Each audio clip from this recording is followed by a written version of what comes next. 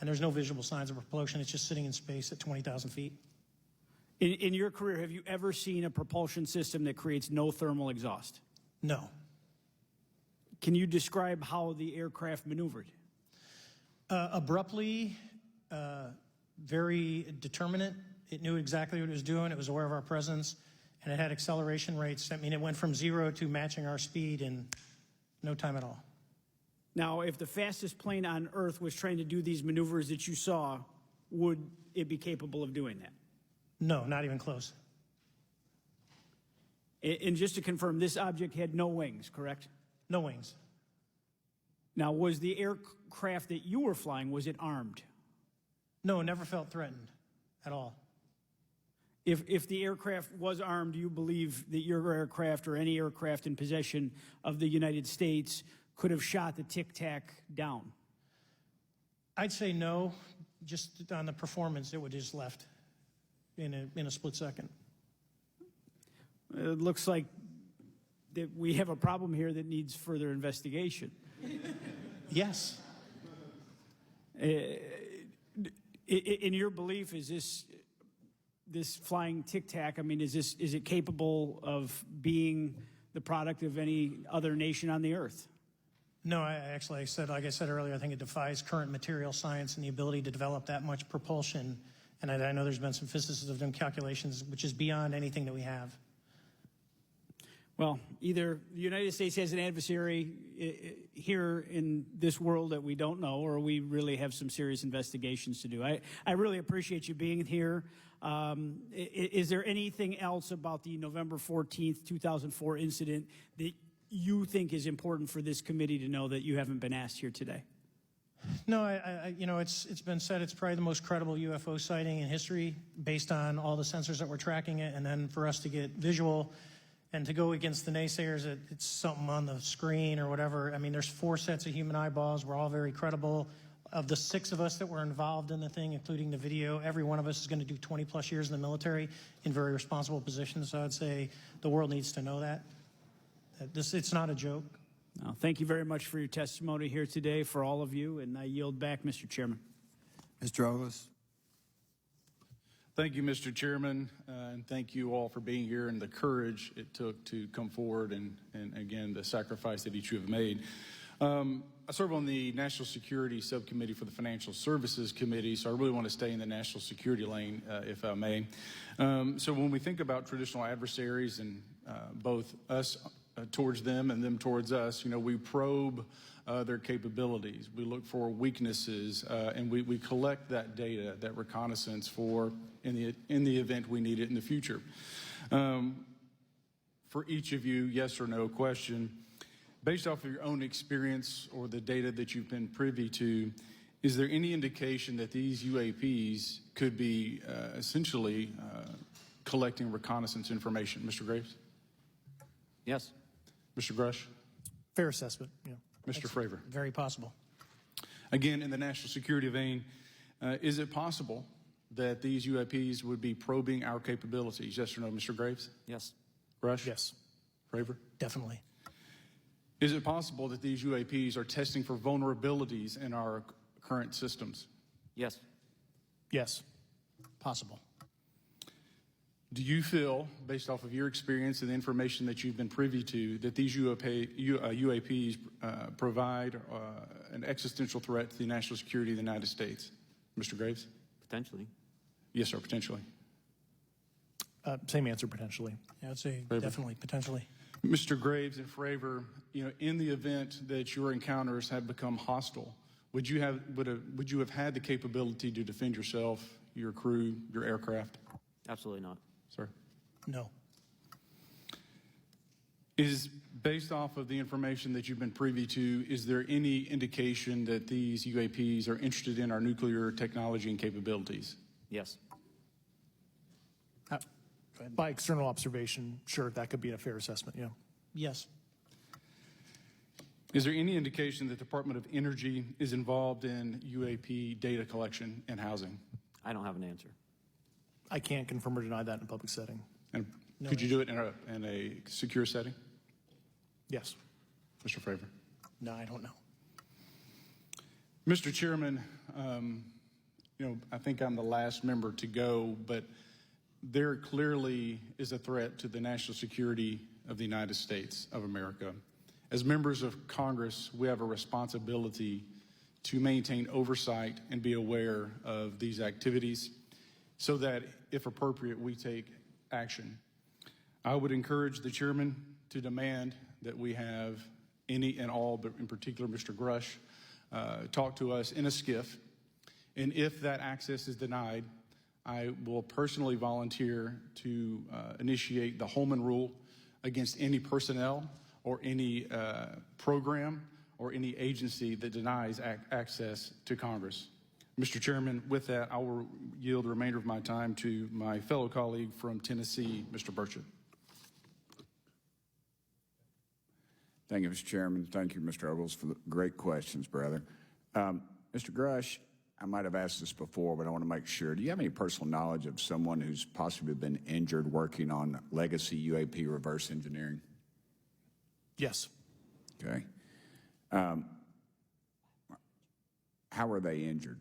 Is it something like a radioactive type situation or something we didn't understand? I've heard people talk about Havana syndrome type incidences. What was your recollection of that? I can't get into specifics, but you could imagine assessing an unknown unknown. There's a lot of potentialities you can't fully prepare for. How do you think we ought to handle UAP whistleblower complaints like yours in the future? Yeah, there was some issue with mine. So, PPD 19 process, it goes to the Intel committees, either through PPD 19 or ICD 120. There's not a good way for the Intelligence Community Inspector General to provide that to other committees. And I asked my information to be sent to the House and Senate Armed Services Committee because there are Title X equities at play, but there was no smooth process to do so. Yeah. It's a trash can. Are you aware of any individuals that are participating in reverse engineering programs for non-terrestrial craft? Personally, yes. Do you know any that would be willing to testify if there were protections for them? Certainly closed door and assurances that breaking their NDA, they're not going to get administratively punished for so. Yeah. I yield, Mr. Chairman. Thank you. I'm going to do something a little bit out of the ordinary here. We're going to give 3 people a chance at an additional 3 minutes. So, Mr. Burchett, do you want to keep going? Why don't you come back to me, Mr. Chairman?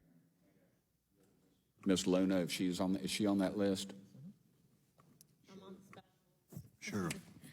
Chairman, I'd like to submit for the record an article by News Nation, and it follows Mr. Grush's full interview for the record. Without objection. Thank you. Mr. Grush, why is it that you refer to the phenomenon as non-human intelligence? Why deviate from the basis of extraterrestrial life? I think the phenomenon is very complex, and I like to leave an open mind analytically to specific origin.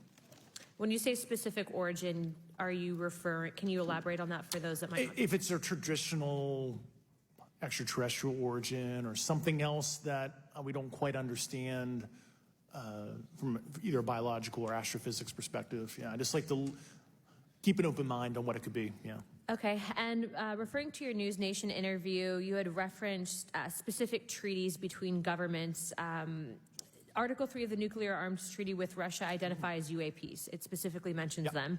To your knowledge, are there safety measures in place with foreign governments or other superpowers to avoid an escalatory situation in the event that a UAP malevolent event occurs? Yeah, you're referring to actual a public treaty in the UN Register. It's funny you mentioned that. Yeah, the Agreement on Measures to Reduce the Risk of Outbreak of Nuclear War signed in 1971. Unclassified treaty publicly available. And if you cite the George Washington University National Security Archives, you will find the declassified in 2013 specific provisions in the specific red line flash message traffic with the specific codes pursuant to Article 3 and Article, also Situation 2, which is in the previously classified NSA archive. What I would recommend, and I tried to get access, but I got a wall of silence at the White House was those specific incidents when those message traffic was used. I think some scholarship on that would open the door to a further investigation using those publicly available information. Thank you. And then my last question with 51 seconds remaining. You mentioned white-collar crimes potentially being taking place in regards to a cover-up. Can you please elaborate? I have concerns based on the interviews I conducted under my official duties of potential violations of the federal acquisition regulations, the FAR. Thank you very much, Chairman. I yield the remainder of my time. Okay, we'll go to Mr. Raskin for 3 minutes. Thanks, Mr. Chair. And I thank the witnesses for their endurance and service today. Mr. Fravor, you've described your episode in detail now, and you call it the most credible UFO sighting in history. But I wonder, was this the first time that you encountered a UFO or a UAP in 2004? Yes. And what was your general attitude or perspective on the UFO discussion before that happened? I never felt that we were alone with all the planets out there, but I wasn't a UFO person. I wasn't watching History Channel and MUFON and all that. And have you had experiences or encounters since that happened? No. And so have you formed any general conclusions about what you think you experienced then? Yes. I think what we experienced was, like I said, well beyond the material science and the capabilities that we had at the time, that we have currently, or that we're going to have in the next 10 to 20 years. Very good. Mr. Grush, you've been able to answer in great detail on certain questions, and then other things you say you're not able to respond to. Can you just explain where you're drawing the line and what's the basis for that? Yeah, based on my DOPSR security review and what they've determined that is unclassified.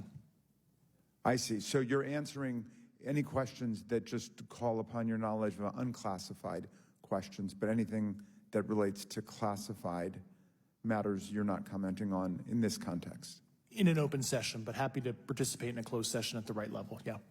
Okay.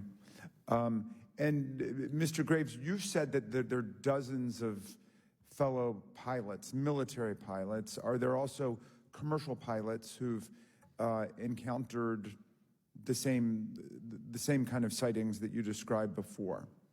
They are similar. Commercial pilots have less range and less sensors to be able to reach out and look for objects over wide swaths of airspace. And so pilots are seeing them, commercial pilots are seeing them, and they're typically closer, and the range of what they're seeing is pretty large. Well, what is the most vivid, concrete sighting with the naked eye of the objects that you described before, the cube-like objects? Certainly. I think the most vivid sighting of that would have been near midair that we had at the entrance to our working area. One of these objects was completely stationary at the exact entrance to our working areas, not only geographically, but also at altitude. So it was right where all the jets are going, essentially, on the eastern seaboard. The two aircraft flew within about 50 feet of the object, and that was a very close visual sighting. And you were in one of the aircraft? I was not. I was there when the pilot landed. He canceled the mission after, and I was there. He was in the ready room with all his gear on, with his mouth open, and I asked him what the problem was, and he said he almost hit one of those darn things. He said he was 50 feet away from it? Yes, sir. And his description of the object was consistent with the description you gave us before? A dark gray or a black cube inside of a clear sphere. Inside of a clear sphere? Yes. And with no self-evident propulsion system? No wings, no IR energy coming off of the vehicle, nothing tethering it to the ground. And that was primarily what we were experiencing out there. I'm over time. Thank you very much for your service, and I yield back to you, Mr. Chairman. Very good. Mr. Burchett? Thank you, Mr. Chairman. This is for all three of y'all, starting with Mr. Graves. Why did you come forward on this issue? I came forward because I felt that my colleagues did not have a way to mitigate this safety threat, and I wanted to help them. I was trained as an aviation safety officer by the Navy, and this it just felt right. I felt like I had to help the folks that were still flying and dealing with this. Mr. Grush? purely a sense of duty. I first swore an oath when I was a cadet 18 years ago, and I still uphold that even out of the uniform. Commander? I was pestered by a friend, and I asked why, and he said, "You're the one person that they can't discredit, and you'll add credibility to the New York Times article." And so after about 6 times, I said, "Okay." Honest. Yeah. This town isn't made, unfortunately, by people like y'all. We thank y'all. And I do want to also thank the people in the audience and the people that are watching this that can't be, people all over the world that have kept this issue alive. You've endured criticism and derogatory remarks, and we're trying to get to the bottom of it. And so God bless y'all. Thank y'all so much. We really appreciate you guys and gals.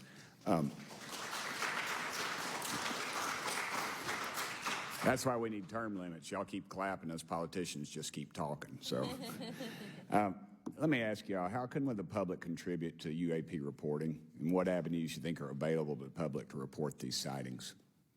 Well, right now, I don't think there is a lot of public options for every man to be able to report on this. I think even for professionals that have sensor data that are seeing these on a regular basis, they're still hesitant to come forward. And so for the general public, I think encouraging the conversations that we're having today, looking for technology solutions that can be distributed so that objective data can be gathered is the first place to go. Mr. Grush? I'll just touch on the whistleblower side of it. I do encourage, current and former military, intelligence community, and industry contractors to come forward in a legal way, either through the IC or DoD or whatever the cognizant IGs are, to lead, join me in this discussion. Commander, and I guess I should say this for the record. My daddy was United States Marine Corps, 1st Marine Division, so. Hoorah. Yes, sir. He was old school, him and Chesty Puller on Peleliu, so thank you, wow. brother. Wow. Yes, sir. I'm not anything like my daddy. He was incredible. I'm very mediocre, to say the least, but go You ahead. seem to be doing fine. Yeah. For me, I was an accident investigator, so the biggest thing you learn, and I think that witnesses need to do is, one, don't try and make the fish bigger than it was. Stick to the facts, write it down, and don't speculate what you think it is because it will sway your decision. Just write the facts down. We can get all the facts together, and we can start to investigate and get a real honest story instead of it was this big. Thank you all, and I want to thank everybody. We made history today. Mr. Chairman, I yield. Thank you much, Mr. Garcia. Thank you. I know now we're going to be making some closing remarks, and so I just wanted to say a few things. First, to our witnesses, I want to thank all of you for being here with us today. I know that it takes a lot of courage. You're telling really important information to this committee, and I just want to thank you also for all three of you, your service to our country.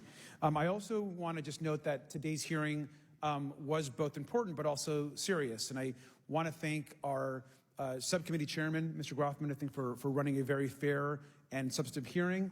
I do want to thank the committee staff on both sides for the amount of work that it took to put this hearing in place, and certainly to all the members that have been involved in this issue prior to the hearing.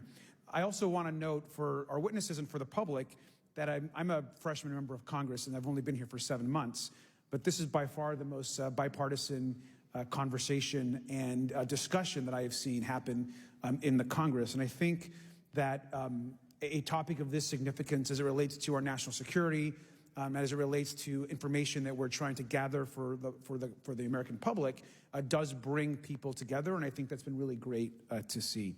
I think it's also important to note for the public, today in our hearing, we had on our side also both our full ranking member, which is Mr. Raskin, and our vice ranking member, which is Ms. Ocasio-Cortez, both here at our hearing. I think it shows the importance and seriousness that our side of the aisle is taking to this important hearing, but also to the broader issue as it relates to working with our Republican counterparts on this committee. I want to additionally add that I think it's really important that we have and continue these discussions and these hearings. Clearly, there's a lot of information that we don't know, but it's also very clear that we have to continue our investigation and accountability on asking the right questions and ensuring that they're part of the public record. One thing that was important today is some folks might wonder why are we asking questions that might already be out there or that have been asked before? It's important that they're asked and put into the public record as it relates to this committee. And so I want to thank you for, answering some questions multiple times. I know, not just in maybe meetings you had with some members, but also here in the public. Let me also just add an additional note that it's important also that our friends in the media and those that are not just reporting on this hearing, but that have reported on this topic and that may in the future, the media has an important role in this process. And it's very important that the media engages, does independent investigation, and reports on not just what happened today, but what they see independently as what is happening around UAPs in the broader community. That is also an important public benefit that we have in trying to get the information and the facts as it relates to this. Let me also just say finally that as a teacher and an educator and a longtime teacher and researcher, that I also really believe in following facts, in doing your homework, and in making sure that you follow science as we try to get as most information as possible. And so I want to thank you all for agreeing to do that today. Transparency is a cornerstone of government. We live in a vast galaxy, a lot of unanswered questions, and thank you all for being here today. Mr. Chairman. Thank you. I'd like to one more time thank Mr. Burchett and Ms. Luna for bringing this to our attention. It's a topic that has interested me since I was in school. It was a very illuminating hearing. Obviously, I think several of us are going to look forward to getting some answers in a more confidential setting. I assume some legislation will come out of this. Sure. I apologize, Mr. Chairman. I need to compliment the folks in my office that did a lot of the work on this. Rachel and Noah sitting behind me here. They're very quiet and humble, but if without them, this thing would not have come off like it did, so I apologize. Thank you. I think we're going to want to look into what we can do to make more of this information public. I think there's certainly a time period after which it should always be made public, and people have been concerned about these issues, like I said, since I was in high school. But in any event, I'd like to thank everybody who was here, sticking through the entire hearing. Without objection, the members will have 5 legislative days to submit materials and to submit additional written questions for the witnesses, which will be forwarded to the witnesses for their response. If there's no further business without objection, the subcommittee stands adjourned.